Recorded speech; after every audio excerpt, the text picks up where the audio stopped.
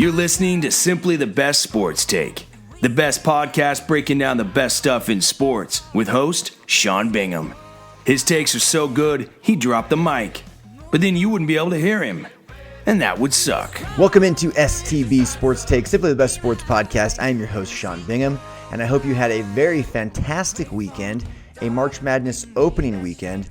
My bracket is shot. We're going to get into that, but we are on YouTube, we are on Spotify, we are on Apple Podcasts, Google Podcasts, Anchor Podcasts, and everywhere you get your podcasts. So please subscribe, whatever platform is your favorite. Please subscribe. Please share it with your friends that love sports. Please comment on the YouTube videos. Send in your takes on Anchor, whatever you want to do. Love having you guys. Thank you for being here. A lot of big news going on. Obviously, we have March Madness. We had some big injuries in the NBA. LeBron and LaMelo both go down. We're going to get into that quickly.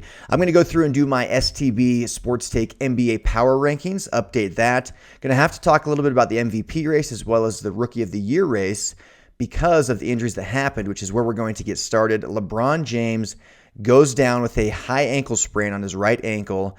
He actually tried to return to the game and was unable to keep going. He's out indefinitely. I think you're going to see LeBron come back. His biggest strength throughout his entire career has been his durability. The guy's in his 18th season, and he's really been injured once that I can think of, and that was 2 years ago with the groin injury. And that was a legitimate injury, but you do also wonder if it was a little bit of super precautionary because the team was clearly not that good. That was his first season with the Lakers. And they just weren't very good. They weren't going to do much damage in the playoffs if they even got there. And I do wonder if it was kind of him almost doing some load management. I think obviously he was hurt. I'm not saying he faked it. Don't get me wrong there. But he has absolutely been Superman when it comes to injuries. The guy is indestructible, it feels like. And so to see him go down was scary and kind of sad because he's been the face of the league for more than a decade now. The better part of 2 decades, really. But especially since like Kobe retired, I mean, LeBron has been the guy. And the league's just better with LeBron in it. And so I hope he gets back quickly. I think he will. There's guys that have been out for a few weeks with this. There's guys that have been out for just a few days. He has the best training staff and doctors around him, obviously, and he puts a ton into his body. He's clearly got one of the most durable and tough bodies that has ever existed in professional sports. I think you're going to see LeBron back pretty quickly, especially because this year is absolutely a championship or bust year for the Lakers. I think he'll be careful, but not to the point where it costs them, a really good seeding in the playoffs. If they make it into the playoffs as a 4 seed and Anthony Davis and LeBron James are both fully healthy, they're still going to be the favorites to win the West. So I don't think they're going to worry too much about that. But they can't risk slipping all the way down to where their road is just like boom, boom, boom, boom, boom, like tough team after tough team. They're going to want to at least be in those top 4 or 5 spots, I would think. So we'll see. And it's also going to depend a lot on how quickly Anthony Davis can come back. And for the record, and I hate to, quote, kick a guy while he's down. I am not meaning to do that in any way. But LeBron James gets hurt, exits the game. I believe realizes he has just 7 points. And for those of you that don't know, he has a monster streak going. It's an NBA all-time record streak of double-digit, so 10 points or more games, double-digit point games going. He surpassed Michael Jordan like 2 or 3 seasons ago or something like that. It was a record that Jordan had. LeBron has since passed it. Jordan had 900 and something. LeBron now is up to 1,036 games because he comes back into the game and hits a three-pointer to get him to 10 points and immediately exits the game again. And while part of you, wants to say, yeah, he was trying to come back and play and see if he could go for his team, see how it felt. I personally believe that LeBron came back for the sole purpose of getting a three-pointer, of getting 3 points and leaving the game again so that he could keep that streak of 10 plus points going. And so now he has 1,036 games in a row of 10 plus points. I think that's the only reason he came back. And it's kind of interesting because he is so concerned about the GOAT talk and knowing that Michael Jordan is widely considered to be the GOAT. He's obviously got quite a few people in his corner. There's reason, for that. He's got a lot of things going for him. But Michael Jordan is widely considered to be the GOAT, and rightfully so. And it's kind of like I've got a skee ball machine in my house, okay? And last night I had some people over. and I'm playing, this friend of mine in skee ball, and, I beat her she beat me the first game. I beat her the second game, but I had gone second in both those games. And she's like, look, I need to go second this time. Like, I need to know what I'm up against. And it's better to go second because you know what you have to do to win. And that's how I view LeBron James right now with chasing Michael Jordan. Michael Jordan wasn't chasing anybody. He was just playing basketball at the highest level. He became the GOAT pretty early on. He was widely considered the greatest player ever pretty early. And then he just kept racking up accolades and awards and championships and MVPs and finals MVPs and breaking records. Retired for a couple years to play baseball, then retired again for a couple years to just do nothing, and then came back with the Wizards. And so he wasn't really chasing anyone. LeBron knows that he can never be Michael Jordan when it comes to killer instinct, when it comes to clutch factor. He can never, be 6 for 6 in the finals. He can never have the 6 for 6 MVPs in the finals. He's already got a losing record. He is guaranteed to finish his career with a losing record in the finals. And he's not viewed as being clutch and probably never will be viewed as being clutch. Certainly not at the level of Michael Jordan. I'm not saying he's not clutch at all, but certainly not at the level of Michael Jordan. And so really the only thing that he can do is to know what he's up against, like the skee ball game last night, and then try and beat it in other ways, right? So right now he's thinking, I need to rack up, more points, more assists, more rebounds, more seasons, more, just more all-time stats. And this is another one of them, the all-time record for most points or most games in a row with double-digit points. So I think that's the only reason he came back into the game, which I don't know if I'm knocking it or not. I just wanted to make mention of that. It's fine that he wants to rack up these records, but I don't want people to think that he was just some hero trying to come back in the game because I don't think that's the case. I think he knew he was going to get 3 points and leave the game again. But one of the things I wanted to touch on with this injury is this really, those two things really. This really affects the MVP race in the NBA because we had Joel Embiid as our MVP. He went down with an injury. A lot of people had LeBron next. I had Damian Lillard. But LeBron's now out with an injury. Steph Curry also went down with an injury, a tailbone. He'll probably be back shortly, I would think. But it's just kind of a shame. Kevin Durant's out with an injury. LeBron James is out with an injury. Joel Embiid's out with an injury. Steph Curry is out with an injury. And LaMelo Ball fractured his wrist. We're going to get into that as well. But fractured his right wrist and is out for the rest of the season most likely. And he was the runaway rookie of the year.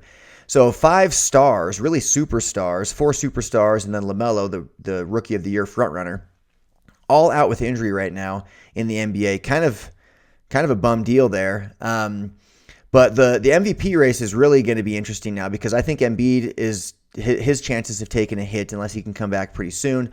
LeBron's chances will take a hit now unless he can come back soon.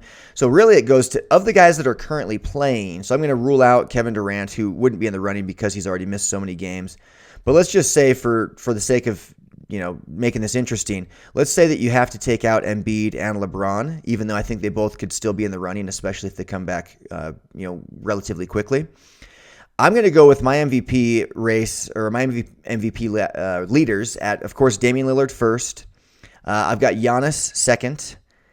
I've got James Harden I'm going to put at third. I know, I am. I'm going to put James Harden at third. And I'm actually going to put Luka Doncic at fourth and then Nikola Jokic at fifth. So that would be my top 5. So Damian Lillard, Giannis Antetokounmpo, James Harden, Luka Doncic, and Nikola Jokic. So those would be my top 5, assuming you have to take LeBron and Embiid out. Obviously, if they are still in, I would slide them into different spots. I'd probably have Embiid second or third, and then I'd have LeBron probably fourth ahead of Harden. Maybe fifth just behind Harden. It just a lot of things can play out still. But interesting MVP race. But the other thing I want to touch on with this injury with LeBron is Montrezl Harrell went on under the podium in the postgame press conference and talked about how this was. He didn't say it was a dirty play, but he very much hinted at that and said that it wasn't a basketball play. And that is absolutely ludicrous. It was 1,000% a basketball play. It was 1,000% not a dirty play. I mean, there is a loose ball that a guy is diving for. LeBron is also going for the ball. And unfortunately, you get a shoulder to a planted ankle and it rolls his ankle and you've got an injury. I think LeBron will be back quickly. I hope he's back quickly, but I hate that Montrezl Harrell did that. Right now I actually can't even remember the name of the player, so that's maybe a good thing, that dove into LeBron's leg. But he should not have to go through that. He should not. He actually had to go to Instagram to defend himself and talk about how it wasn't dirty. He's not a dirty player. Everyone knows that. And I'm thinking, this poor guy, like, he was trending on Twitter at one point. This poor guy should not have to go through that. He's just a guy trying to make a name for himself in the NBA, diving for loose balls, trying to stay on a roster, probably trying to win a game. There is no way on this earth that he was trying to injure LeBron James. There is no way that he was trying to injure LeBron James. So I hate that Montrezl Harrell said that. It was not a dirty play. So, yeah, just want to make note of that. Okay, the other injury, by the way, the Lakers went on to lose that game to the Hawks, and then they lost again yesterday to the Suns. But, I mean, without LeBron James and Anthony Davis, they have no shot at the playoffs.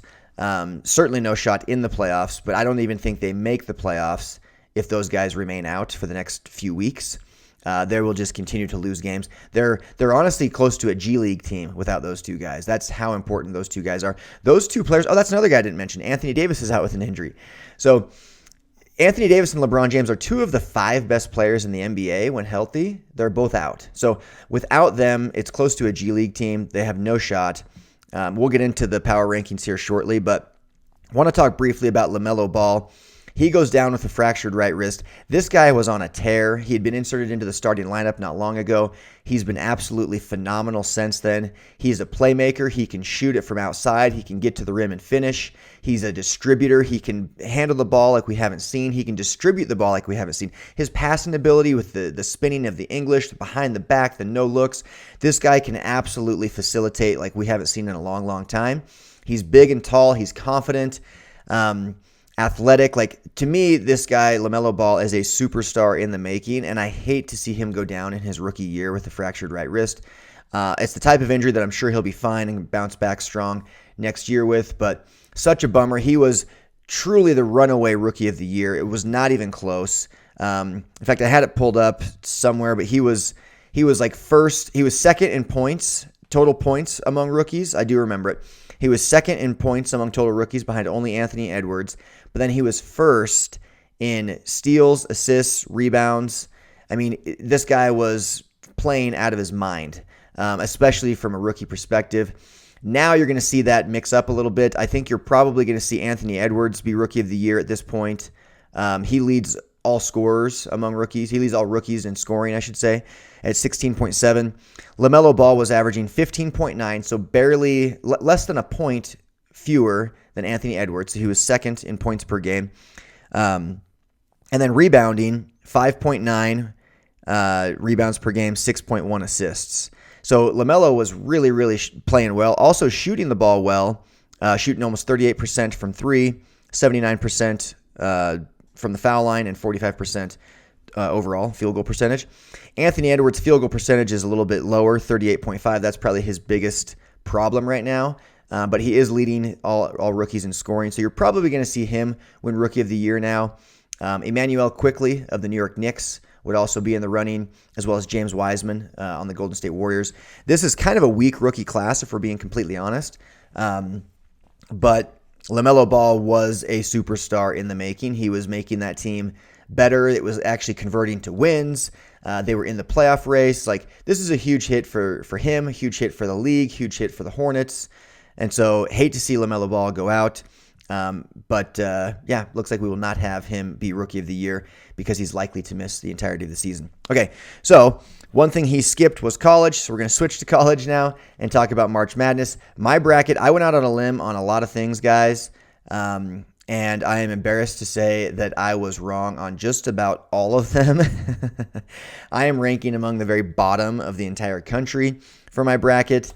I admittedly tried to take some chances and do some unique things just to give myself a chance to blow everybody away, and it had the exact opposite effect. I think I'll climb the rankings a little bit though, because Gonzaga, which they're playing right now, they're winning big again. I've got them as my champs. That alone just helps you. But 2 of my Final Four teams out. 1 of my championship teams out. I had Purdue in the championship. They lost in the first round. I had Georgetown, I told you, was like my dark horse 12 seed to kind of make a run because the run they had made in the Big East tournament, out in the first round. Not a good showing. I tried to pick upsets. It's near impossible to do sometimes, and this year I especially swung and missed. So Somebody will win the $100. I will not be paying myself. I was not going to anyway, but I definitely am not going to win our tournament or our bracket challenge. So fun to watch. One thing I wanted to mention was the no contest between Oregon and VCU. How sad and sucky was that? I mean, these are guys, like, imagine.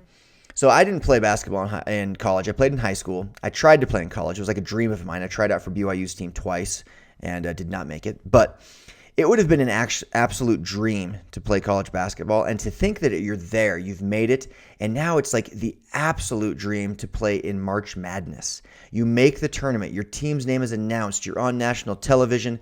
This is like the dream of dreams for a 18, 19, 20-year-old kid. And then you have a coronavirus incident on your team.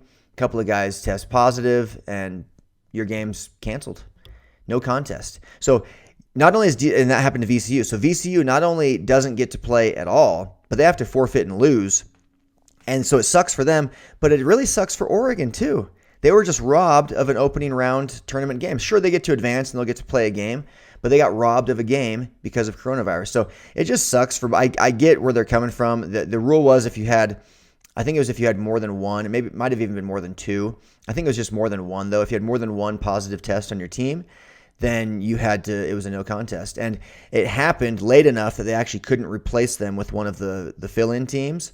And so Oregon didn't get to play, it just became a no contest. Basically, VCU had to forfeit, and Oregon moves on to the second round. So that was really sucky. Honestly, my heart goes out to both those teams because I know how much that means, especially at that age, to be on that biggest stage and then have it taken from you.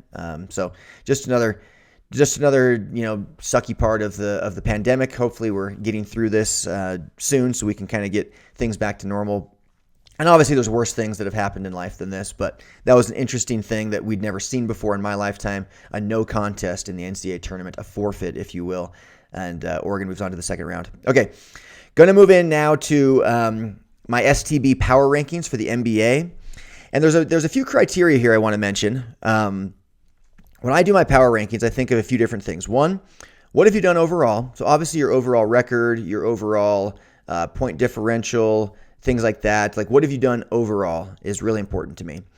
What have you done for me lately is very important to me also, because if your team is headed in the right direction, that's going to help you. If you're headed in the wrong direction, that's going to hurt you. So what direction are you headed in? What have you done for me lately? What have you done for me overall?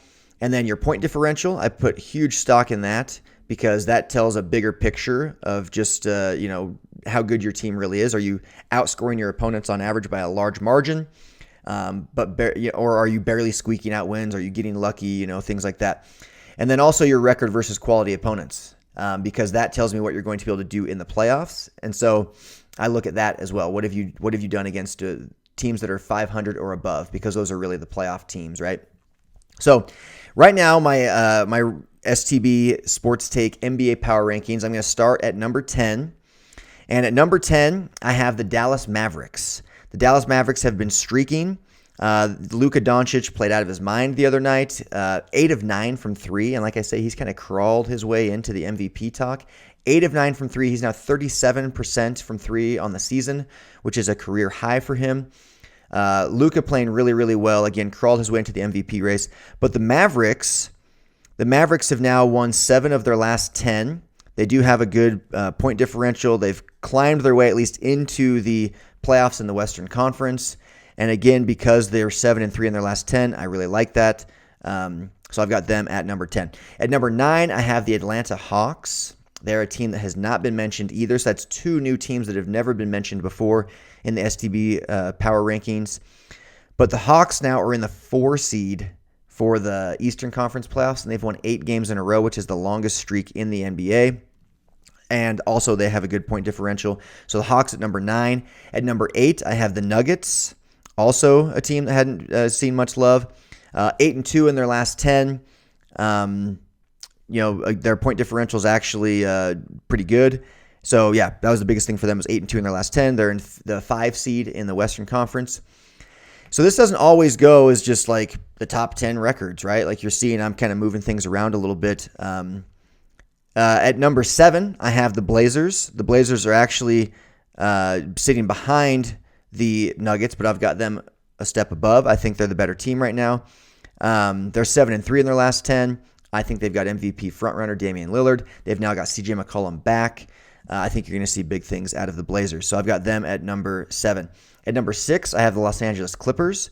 They are a team that I believe is underachieving, but they are 4-6 in their last 10. So again, they're headed in the wrong direction, not looking super hot.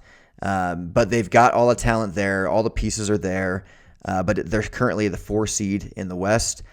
A lot of things are going to change in the West, especially if LeBron James and Anthony Davis stay out. But I've got the Los Angeles Clippers as the 6th best team in my power rankings. At number 5, I have the Philadelphia 76ers. Their point differential is second best in the Eastern Conference, behind only the Bucks and the Nets. They're 8-2 in their last 10, and they're doing really well without Joel Embiid. And when he comes back, they're obviously going to be even better. So I've got the 76ers at the 5 spot. In the 4 spot, I have the Milwaukee Bucks. They have won 6 in a row, which is the second longest streak in the NBA, behind only the Atlanta Hawks. And they've seemed to have really figured things out post All-Star break. You're seeing them now just 2 games out of first in the Eastern Conference, 9-1 in their last 10. Everyone playing really, really well. Again, I think they're probably the second best team in the East behind just the Nets. And then the 76ers would be after that, which is why even though the 76ers are in first place in the East, I've got them down at the number 5 spot overall, and I've got 2 Eastern Conference teams ahead of them. At number 3, I have the Phoenix Suns. This is a team that's really surprised me. I've talked about the Chris Paul effect. This guy turns teams into winners. Everywhere he's gone throughout his career, the teams have improved and won significantly more games than they did without him. And when he leaves, they win significantly fewer games than they won with him. So Chris Paul is doing it again in Phoenix. DeAndre Ayton and Devin Booker can thank Chris Paul because they are now in second in the West. They actually have the second best record in the entire league, or excuse me, the third best record in the entire league behind just the Jazz and the 76ers. They are 28-13. They have the second best point differential behind just the Utah Jazz. They're 8-2 in their last 10, sitting alone at second in the West. And they've actually, one thing I was going to get into here shortly, that I'll talk about briefly right now, is their record above against teams above 500.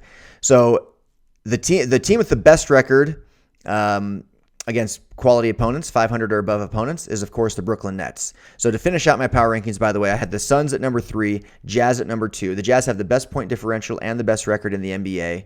I don't think they're the best team in the NBA, though. I think the Brooklyn Nets are. And the Brooklyn Nets are clearly headed in the right direction. Jazz are only 5-5 in their last 10, so they're kind of headed in the wrong direction. So I've got the Jazz at number 2, Brooklyn Nets at number 1. But the team with the best record in the NBA against teams above 500 is the Brooklyn Nets. The Brooklyn Nets are 17-3 against teams above 500. The Utah Jazz have the second best record, or second most wins anyway, at 17-7. So equal number of wins as the Nets, but more losses. But then the Phoenix Suns, 14-4.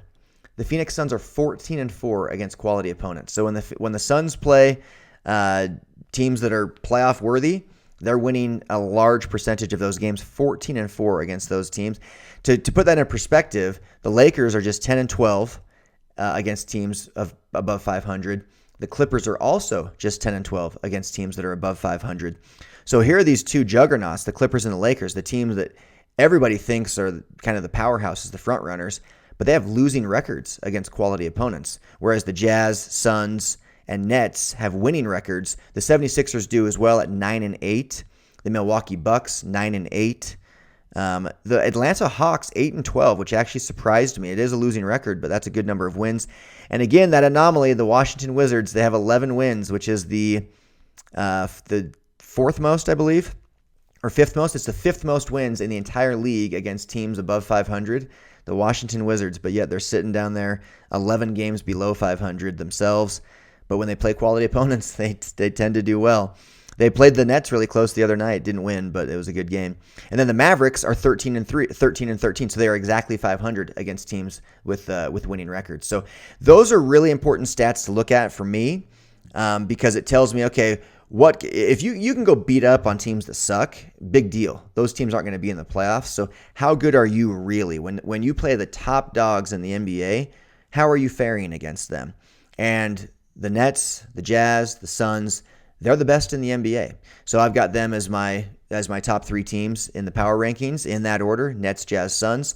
The Jazz are headed in the wrong direction, but again, when you've got the most wins against quality opponents, the most wins total in the NBA, the best record in the NBA, and the best point differential, I can't have you lower than second. So I've got the Jazz at second in the NBA. So those are the STB power rankings. A lot obviously can change, especially as players come back. I'd like to see Kevin Durant and especially Kevin Durant and Anthony Davis come back, because it feels like they've been out for so long. And then hopefully we get Steph Curry, Joel Embiid, LeBron James back shortly. The Jazz and the Nets play this week on either Wednesday or Thursday, so that's something to keep our eye on. I wanted to talk briefly now about, just to finish up, move to the NFL, just this one deal that took place. Kenny Golladay was viewed as the top wide receiver available in free agency, and he is a quality player. But I kind of wanted to decide, is he really worth all of the hype that he's getting? He's had Matthew Stafford as his quarterback, and he's put up big numbers, but it hasn't led to wins. And so it's tough. Receivers usually don't equate to big wins. You look at a guy like Antonio Brown or Odell Beckham Jr.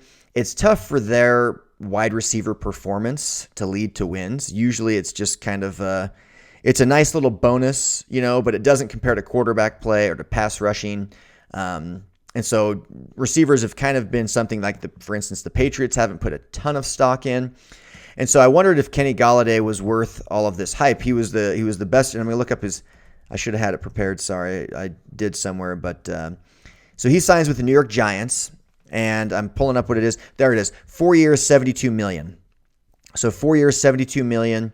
$17 million signing bonus and $40 million guaranteed. So he gets a big contract to join the Giants, joins the NFC East to play my Washington football team twice every year. He actually didn't play a good portion of last season. He only played 5 games, had 2 touchdowns, 338 yards. He had good numbers, but he went down with an injury, so he didn't have a ton of playing time last year to go off of. The year before that, though, he did finish with over 1,100 yards, almost 1,200 yards receiving. He had 11 touchdowns, 116 targets, 65 catches. So he had a good season. He's only in his 4th or 5th. He'll be going into his 5th season now. And so it is a big pickup for the New York Giants. I think they overpaid, personally. I don't think that he'll prove to be worth $72 million. But it does give them an extra weapon on offense, and we'll see how that fares for them. But to me, Kenny Golladay was this kind of hyped up. It's kind of like a Gordon Hayward in the NBA. Gordon Hayward's a quality player. He's a really, really talented player in the NBA. But nobody thinks of Gordon Hayward as a superstar. He's actually usually not even an all-star. He has been before, but he wasn't this year, for instance. But he always gets a max deal because his free agency just seems to line up perfectly with when there's really nothing else out there. There's nothing else on the table. And trust me, it makes a big difference. Like financially, it makes a huge difference to be in a draft class that's weak or in a free agency class that's weak. And I would argue that this year's receiver free agency class was relatively weak. So Kenny Golladay cashes in. Also didn't play last year. That actually kind of maybe helped him. And he's young, so that helps as well. And so Kenny Golladay gets a big contract. I think he's, reaping the rewards of being on a kind of a weaker free agency class. But it is a good pickup for the Giants. I'm curious to see how that goes, especially since he'll be playing against my Washington football team twice a year. That's it for today. Thank you for joining us. Again, please subscribe, share this with your friends. Enjoy the rest of March Madness today. Kind of weird having the second round go into Monday, but enjoy it. I'm going to enjoy it. I will see you guys tomorrow. I am out. Peace. Thanks for hanging with Simply the Best Sports Take. Don't forget to subscribe to this podcast and check out STBSportsTake.com. Simply the best in sports. 'Cause we are warriors, warriors.